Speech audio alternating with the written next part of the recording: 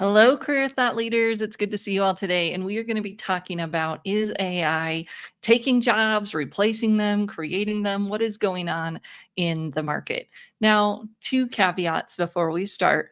One is that AI is not the only technology, and I think we have a hard time kind of separating the two, right? What types of technology are we talking about? Is it really AI? Is it just technology in general? Because of course there are many other technology advances going on, some that have nothing to do with AI. And then the next thing, and we're going to look at this a little bit more before we go into the tech and job creation and those types of things, is that there are so many factors at play in the future of jobs. And so those make a difference. And sometimes they are counter to technology that might be creating jobs, at least in the short term. Now, what do we think long term? That's harder to predict in some ways and easier to predict in other ways. So it's a very complex conversation, but I would look forward to your thoughts. Say hello, let me know that you're joining me, and feel free to comment and ask questions and things as we go along here. So, John, thanks for joining us. Good to see you today. Before we start, like I said, we're going to set a little bit of groundwork here.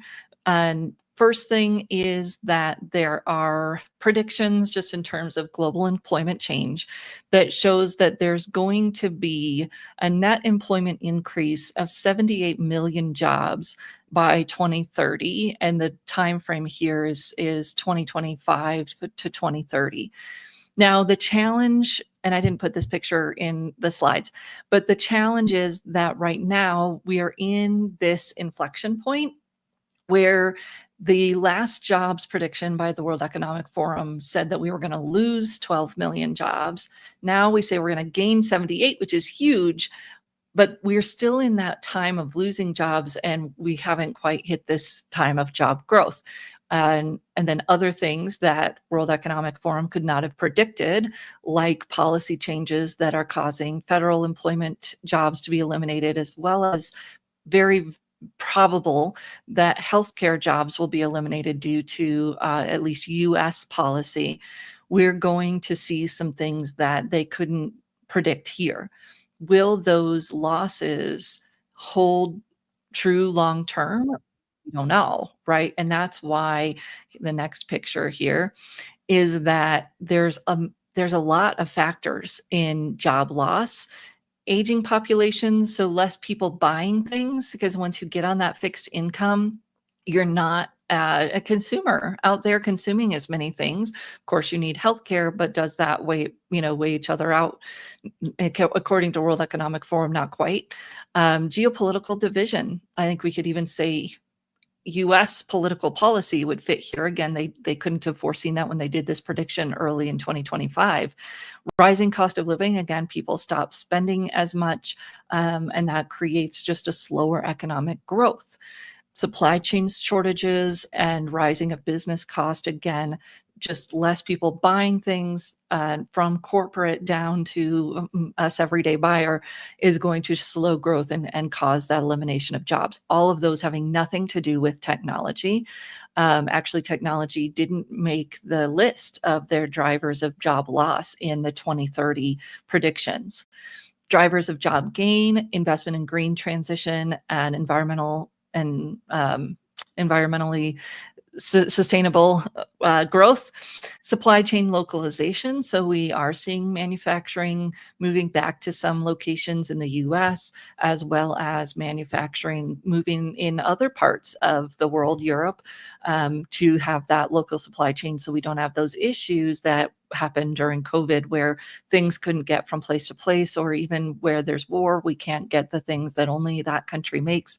So you're seeing some of that supply chain localization create jobs in some locations, right? Broader digital access. So this is actually going to increase jobs because there's more digital work that people can do. And yes, there's AI to do those jobs, but we're going to look at how that doesn't necessarily mean it's taking those jobs here in a minute.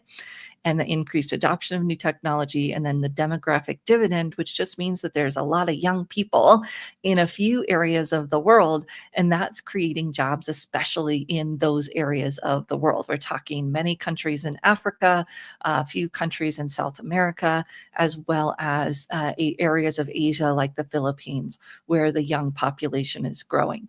So overall, there's just a lot of moving pieces, right? There's a lot of puzzle pieces going on here in terms of what creates a job and what causes a job to go away. And then the data we're going to look at specifically today is how technology and maybe AI factors into that. But we just want to remember that there's a lot of other factors happening here. So, for instance, we see a prediction, a little foreshadowing here, we see a prediction that AI will create jobs in healthcare. However, right now, the experts, I guess I would say, I'm hearing say that the cuts proposed to medical services in the US are going to cause hundreds of thousands of jobs to be lost. So, will that offset long term? What will that look like? We don't know. But technology is not the only factor in play here, especially in, well, every country, right, is having policy changes and things. Obviously, since I'm in the US and specifically talk to some people that are in the healthcare sector, I am more aware of what's going on there than maybe some other sectors. If you have an area that you're knowledgeable in, feel free to share that so that we can all learn. Okay, so let me see if I can find what I'm looking for. Okay, so today we are going to talk about AI replacing or augmenting jobs, AI creating jobs, and then some of the predictions that we can make about industries that may be losers or winners, which is some of the terminology I'm saying, which I don't love, but well, we're just going to use it because it's easy. So again, here's a challenge, very complex. The other challenge is that everything is a prediction, not anything more than that, right? All we can do is predict, which is helpful for us as career services providers. We can look at those predictions, we can help people unpack them and plan as much as we can. But when you hear something like 80% of jobs are going to be lost to AI, that is just a prediction, is not like, you have to dig deeper, which is what we're going to do today. Hi, Anthony. Good to see you. Thanks for joining us.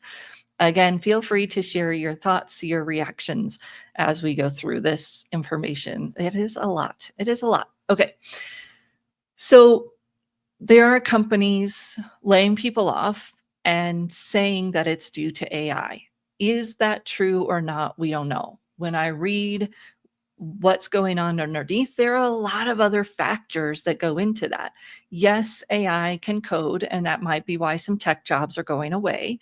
But you also look at the immense hiring that these companies did in 2020 and the right sizing that was already happening before really AI came in.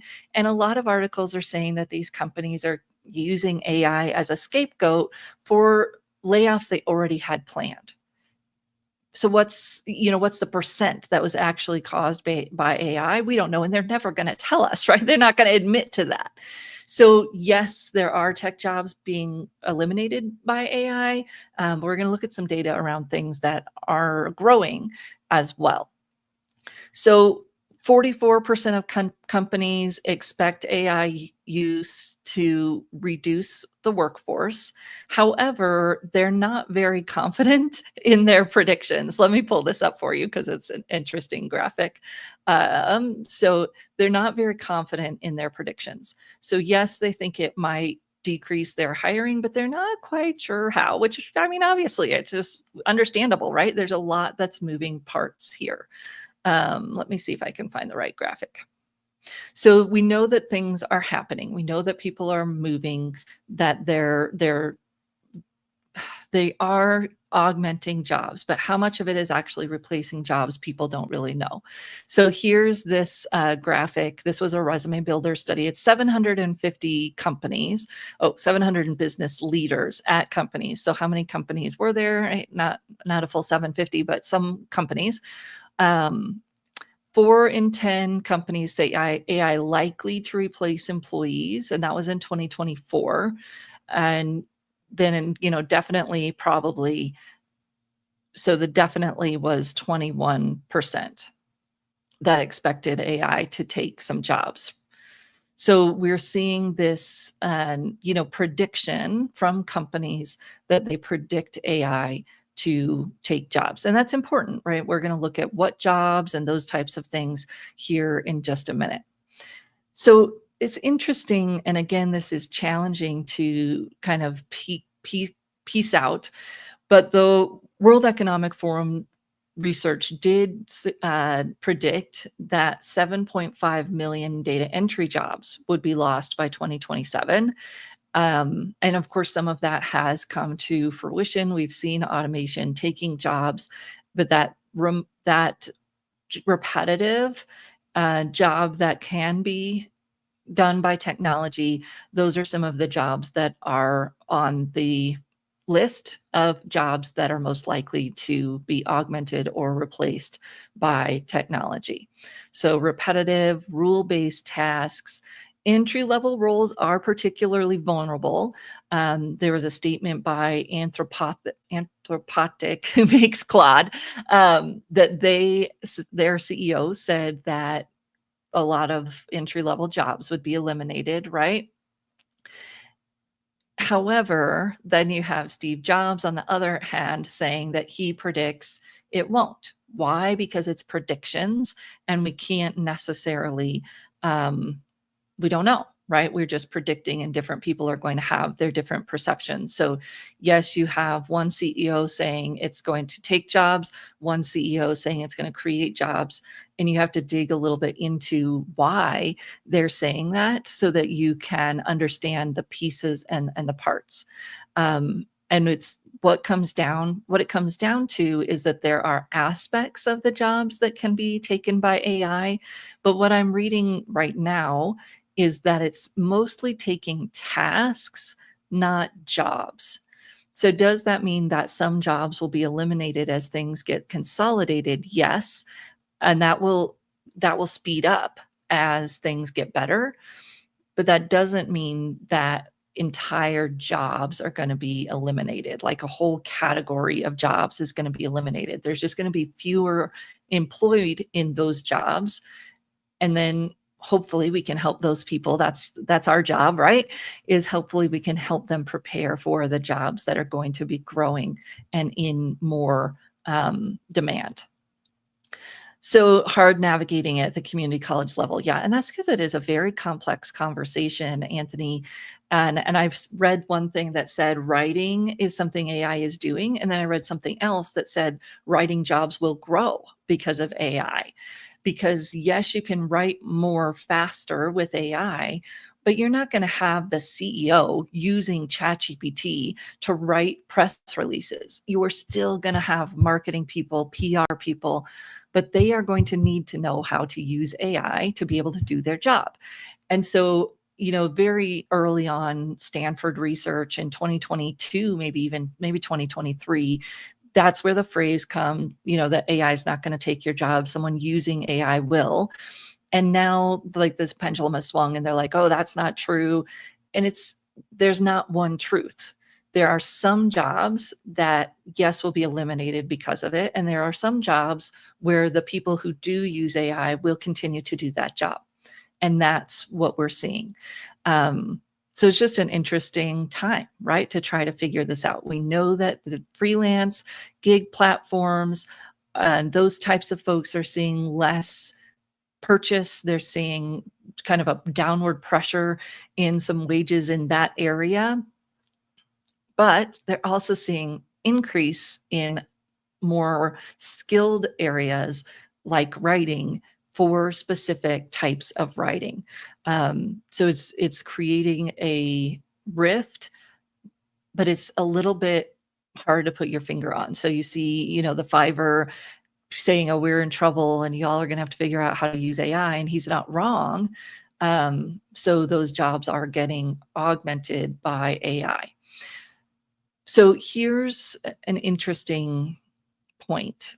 And this was in the World Economic Forum research that was released in 2020, maybe early 2025. I don't know. I feel like it was last year, where they used the phrase exposed to.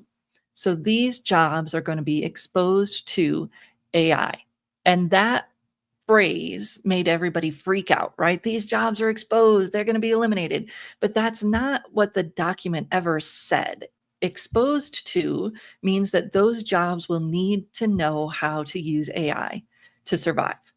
Now, what we're seeing right now in the marketplace is that those jobs that are exposed to AI, the people in them that do know how to use these tools are making more, and there's more jobs in those areas.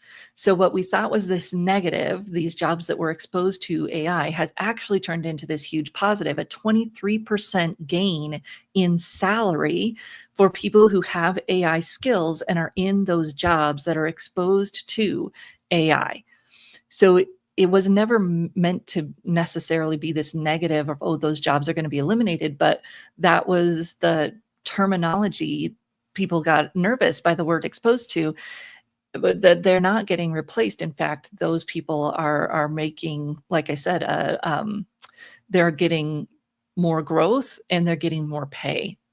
And that's from a PwC research, as well as a study out of, well, it's Danish research that showed that that's not replacing people.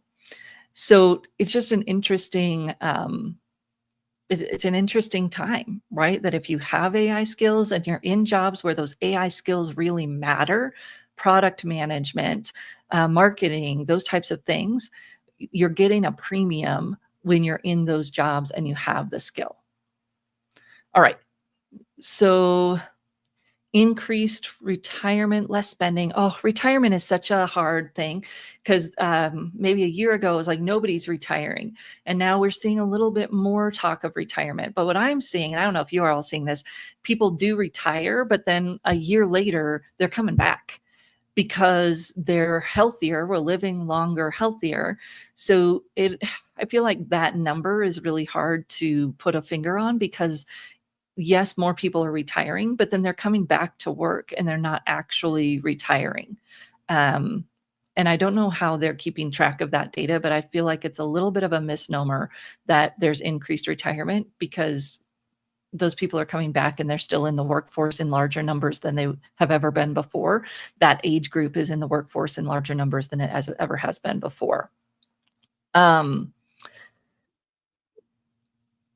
Platforms will improve. Yes, right. And this is one of the challenges, is that what is true today is not going to be true a year from now. So the jobs that AI can help with, augment, or replace are going to change and increase.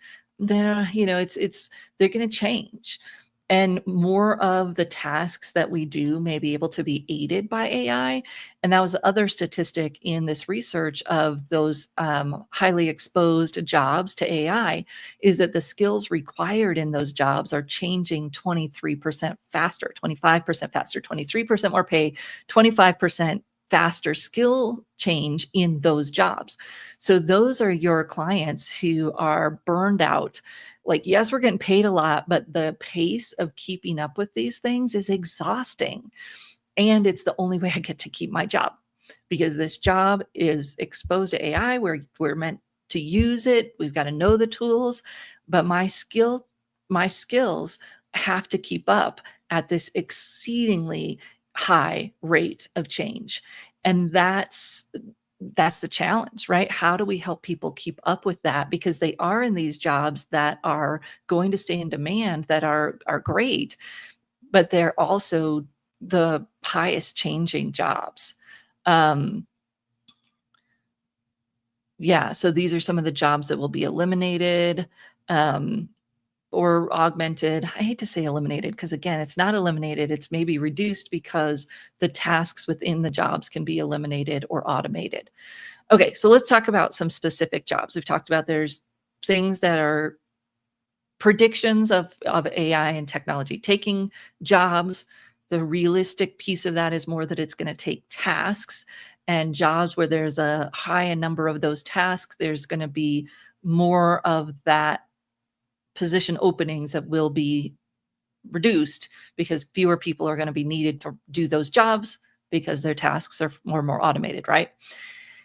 Then there are things that are doing well because they use the technology, or maybe they're somewhat resistant to it. So what might that look like? Okay, so things that are growing: tech adjacent roles, data science, AI operations, software in some ways, right? You say, oh, coders can be replaced, but partly, right? And there's a lot of other factors going on there. But they need to know AI tools to be able to do that job, and they have to stay up on it. Now, in the predictions just related to AI, healthcare is seen as, kind of buoyant, right? You're not going to be able to replace a whole bunch of those tasks with AI. Now, you look at the political stuff that's going on, the cuts in Medicare, Medicaid. I mean, we are talking hundreds of thousands of jobs lost in the US because of that policy change. Doesn't matter what your politics are, your beliefs in that, it's those jobs are going to be lost. And how are we going to help people retool and find new things?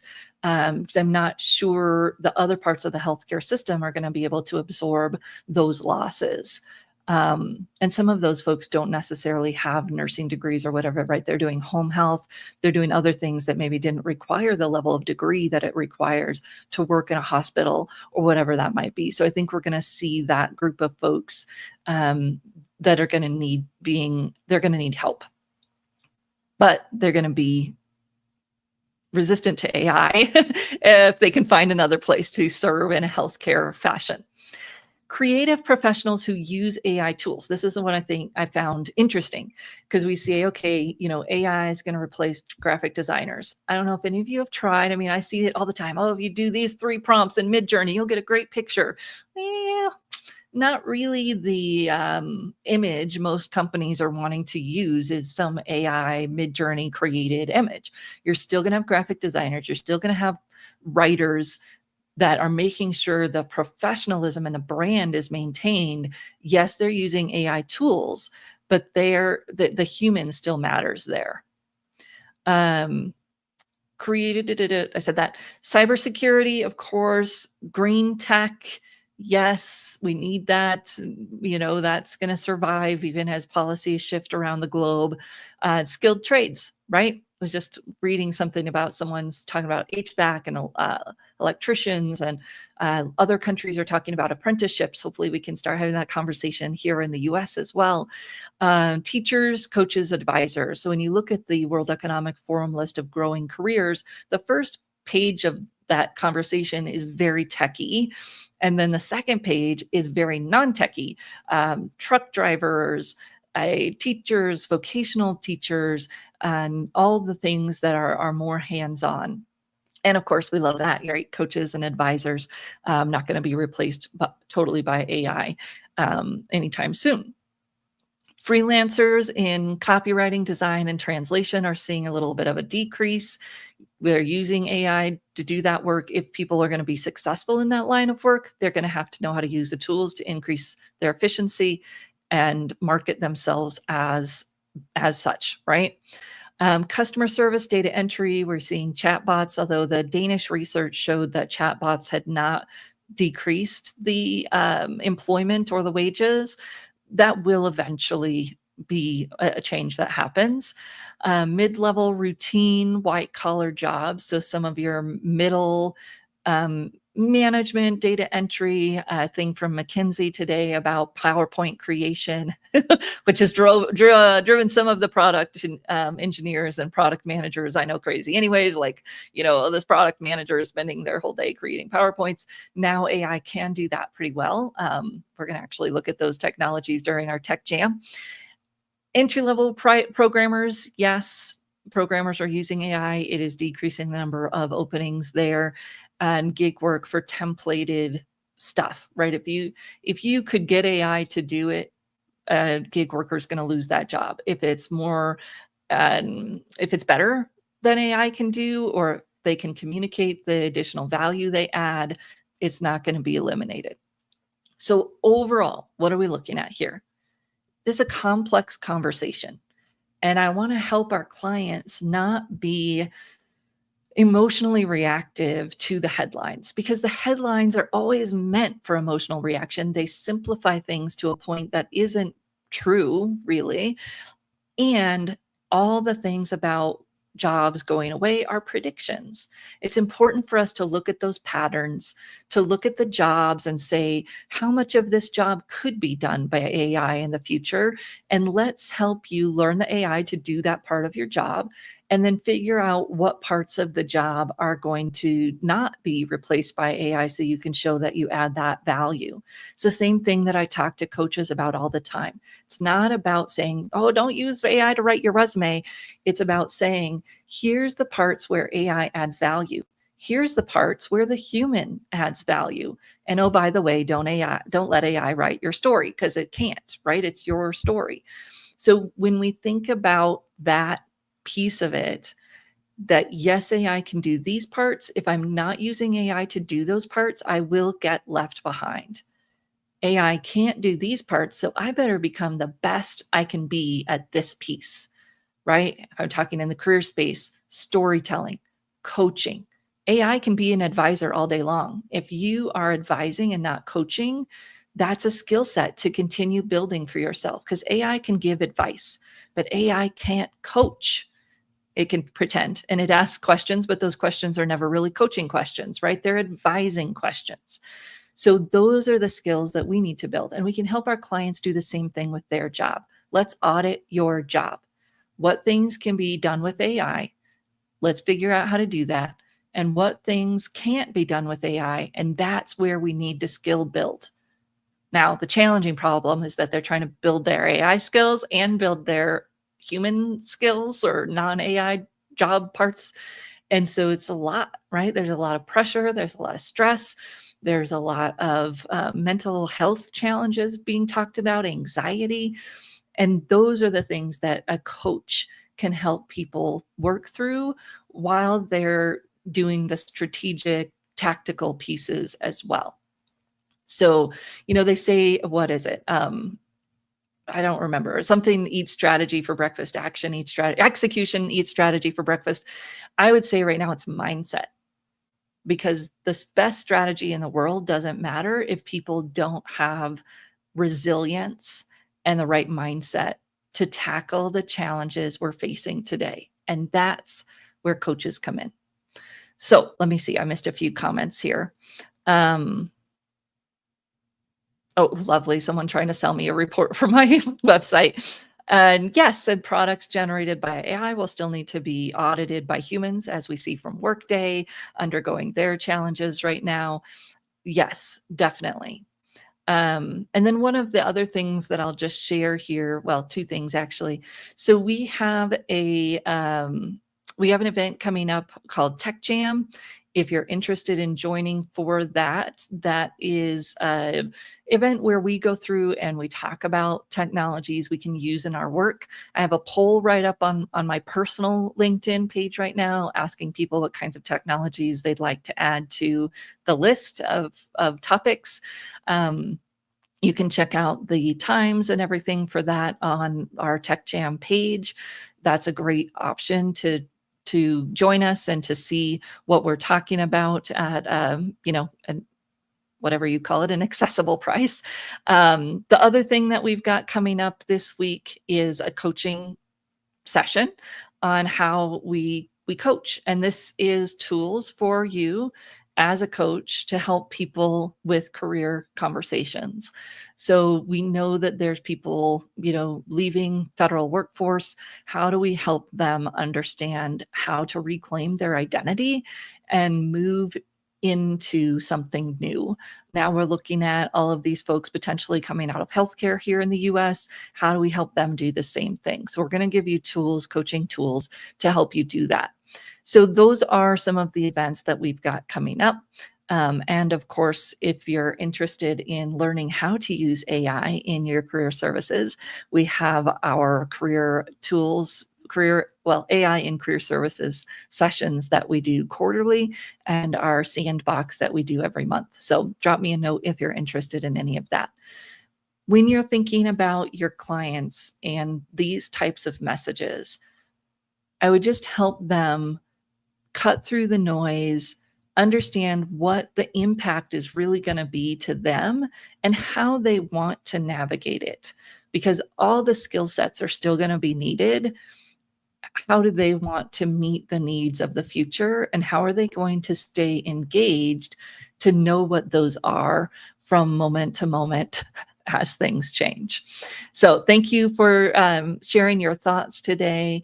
And I will look forward to seeing you. So Friday over on my personal LinkedIn page, but here on YouTube, if you're on our Career Thought Leaders YouTube, we're going to be talking about using Notebook LM in job search and interview prep.